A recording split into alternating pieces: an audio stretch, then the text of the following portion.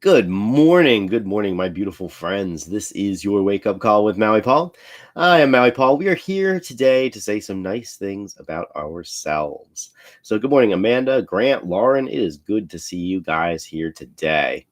Yeah, so we are going to be working with my I am deck, and we're going to pull a card off that deck. I'm going to ask you if you are the affirmation on the card, and I'd like for you to say, I am that affirmation. As we use those incredibly powerful words, the words I am, we are invoking an I am presence. Ultimately, we are a human body, we have flesh, but there is a spirit inside of us which animates us, and that spirit inside of us always answers to I am.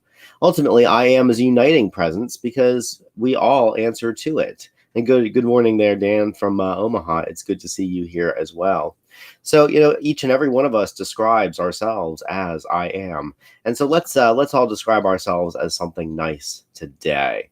So, I'm going to ask you if you're the affirmation, and when we're going to say it out loud, and then after that we're going to write it down in the comments and affirm it for each other.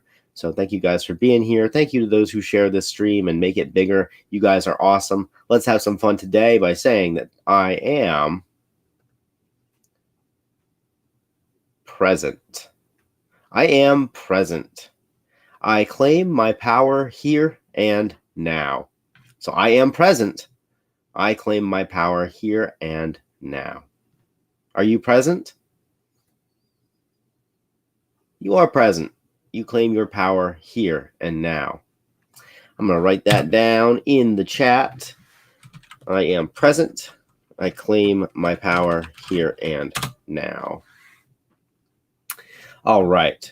When I said that that we have there's a spiritual presence which animates us, which lives inside of us. This part of us that is eternal. It exists here and now. It doesn't exist anywhere else. It doesn't exist in the past. It doesn't exist in the future. The only time that we have any power or authority is over this present moment. And so when we're living in the past, or we are, and typically when we're living in the past, when we're reminiscing about the past or worrying about the past, we're typically misinterpreting it. Scientists have shown very conclusively that when we bring up a memory, that oftentimes we're actually completely rewriting it in our heads. And so as we live in the past, we have to understand that we are oftentimes completely misinterpreting whatever happened back then, because we are applying the ways of being that we currently are experiencing, and then we are applying that to an old version of us. And so living in the past is ultimately a futile exercise, because all we're doing is misinterpreting what happened and applying new thoughts to old paradigms. And so when we live in the future, it's wonderful to dream about the future. It's wonderful to have a plan of where we're going. But ultimately, we don't live there yet. And the future that we envision never actually comes to pass. Oftentimes, the things that I've been afraid of have never, ever come to pass. And the things that I've fervently hoped for have never come to pass. Not the way that I thought that they would. Not that I'm discontent with my life. I'm incredibly content with it. But ultimately, we are living here in this present moment, and we are thinking about what might happen in the future. But the future is it would require so many things to go exactly as we plan them to go. And if you've been alive for any length of time, you know that things never go exactly how we plan them to go. And so living in the future is also not very useful. But we are living in our present moment, and in our present moment, we create our future.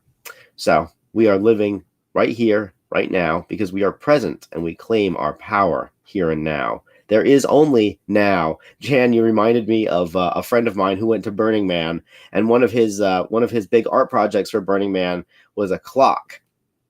And the clock didn't have any hands, and it just said, "The time is now, now." Indeed, the time is now. And since there is only now, and since we have complete control over how we behave in our now, how we behave in our now affects what happens in what we term to be the future. And how we behave in our now also affects how we will eventually look at this moment when we reminisce on it when we're living in the past. It's not possible to consistently live in the future. I wish it was, or live in the present. I wish it was. It's I will find myself in the past often. I'll find myself in the future often. But when I find myself in this now moment, I am most powerful because I can make the necessary changes that alter the course of my life right here and right now. And you can too. You can do that too. And as we live in this present moment, it is very attractive to other people.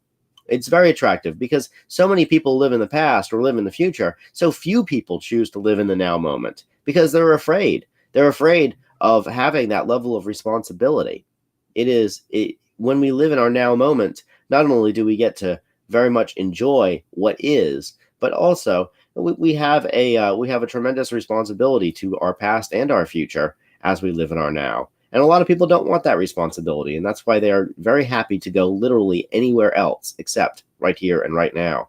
Because right here and right now, we can do anything. We can be anything. We can choose our path. And if we insist on being in our future, then a future that hasn't even arrived yet, then we are robbing ourselves of our agency. And if we insist on living in the past, a place that once was but never will be again, then we are robbing ourselves of our agency. So we are present and we claim our power here and now. Brenda Jean says that for me, a big part of that is consistently moving forward, moving toward different limits and testing them to find out what your limits actually are. And absolutely, Brenda Jean, you are a person who is consistently pushing your limits and growing in new ways. And it's one of the most beautiful things about you. So we are present and we claim our power here and now. And as we are present, let's talk about what happened in this week. It is Friday, so happy Friday. Tomorrow, of course, is Awesome Saturday. I won't be here on Awesome Saturday because I will be very busy hanging out with awesome people in awesome places, doing awesome things and eating awesome food. But let's take a look at our week and let's see how our week shook out. We started on Monday by affirming that we are resilient and that we recover with newfound strength. Life comes and knocks us down, and we get up again. After that, we recognized and affirmed that we are hopeful. On Tuesday, we affirmed that we are hopeful and that we trust in the best possible outcome. And that's really the best thing that we can do, because both faith and fear ask us to believe in something that hasn't happened yet. And as we discussed today, the future never comes the way that we think it will or that we worried it will. On Wednesday, we affirmed that we are focused and that we leverage our resources to get results. And in order to have that fervent hope, it helps us when we are focused on the things that we are good at, and we leverage the things that our resources get the results we desire. On Thursday, we affirmed that we are calm and that we remain clear-headed through uncertainty, which is something that helps us to be hopeful. It helps us to be focused when we are calm. And of course, today, we recognize that all of this power that we have is in us right now. We don't have to wait for it. We didn't lose it. We've lost nothing because of opportunities we didn't take.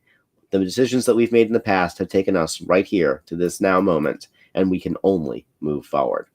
On Saturday, of course, we have Awesome Saturday. The card for Saturday is always, I am awesome, and that I recognize my inherent value and worth. And we are indeed awesome people. And we recognize that we belong on this earth, and that's why we're here. And we are here to love the people around us, and we are here to make this world a better place just by being in it. And so that is our reading for the week. Thank you guys so much for being here. I will see you on Sunday at 9 p.m. where we will go through more of these cards. So I want to say thank you so much to Lauren, Grant, Amanda, Dan. You guys are amazing. Thank you so much for being here. Frank and Grant and Janet and Brenda Jean. It is good to see you too. Thank you so much. Excuse me, for being around and for engaging and for just really trusting me with a portion of your morning. I sincerely hope you guys have a fantastic rest of your day and an upcoming week ahead. I will see you on Sunday at 9 p.m. Until then, aloha from paradise.